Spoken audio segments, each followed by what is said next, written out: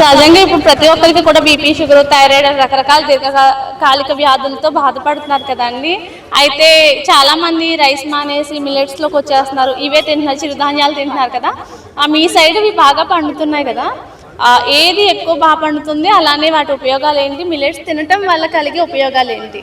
యాక్చువల్గా మనం చూసుకున్నట్లయితే మన పూర్వీకులు కానించి కూడా ఎక్కువ చిరుధాన్యాలని బాగా తింటూ ఉండేవారు. సో వాళ్ళు చాలా హెల్దీ ఉండేవారు. ఎంతవరకు అయితే తినేవారో వాటి తగ్గట్టు పని చేస్తారు. ఈ రోజుల్లో ఏమున్నాయంటే మన సిస్టమ్ అనేది మారిపోవడము, మిక్సీ అంటే ఆధునికత పెరుగుతున్న కొద్ది కూడా జనాలు మారిపోయి. కాకపోతే ప్రజెంట్ ఏంటంటే ఓల్డ్ ఈజ్ గోల్డ్ అంటారు. అటు రీతికి ఏంటంటే ఇప్పుడు చిరుధాన్యాలకు ప్రత్యేకత కూడా పెరుగుతూ వచ్చింది. సో మనం చూసుకున్నట్లయితే ఇవన్నీ కూడా చాలా మందికి ఇప్పుడు తెలియదు ఎవరికి కూడా.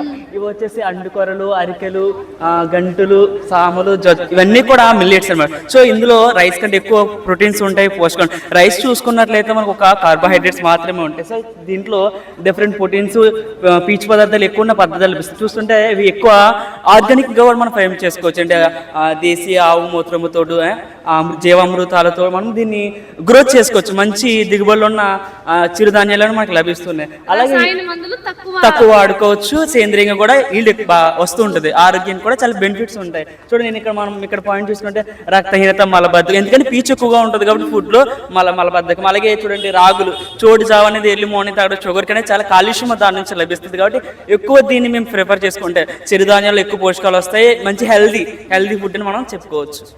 అయితే మీ ఏరియాలో ఉన్న రైతులందరూ కూడా ఇలాంటి సాగు చేయటం వల్ల ఏంటంటే అధిక దిగుబడి సాధిస్తూ అలాగే అధిక లాభం సాధిస్తున్నారని అనుకుంటున్నారా? Yeah, definitely. ఎందుకంటే వాళ్ళు ఇంట్రెస్ట్ పెంచాలి, ఎందుకంటే అప్పట్లో బాగా ఎక్కువ చేసేవారు, ఇప్పుడు లేదు. సో దానికోసం మళ్ళీ మనం ఇప్పుడు తీసుకొచ్చి చూపించామంటే అందరికీ కూడా వీటి గురించి ఒక అవగాహన కల్పించాలి. వీటిని మళ్ళీ ప్రజలందరూ కూడా ప్రోత్సాహంగా వాడాలనే ఉద్దేశంతో మేము ఇక్కడ పెద్దాపురం ఏఆర్ఎస్ రీసెర్చ్ స్టేషన్ నుంచి వచ్చాము.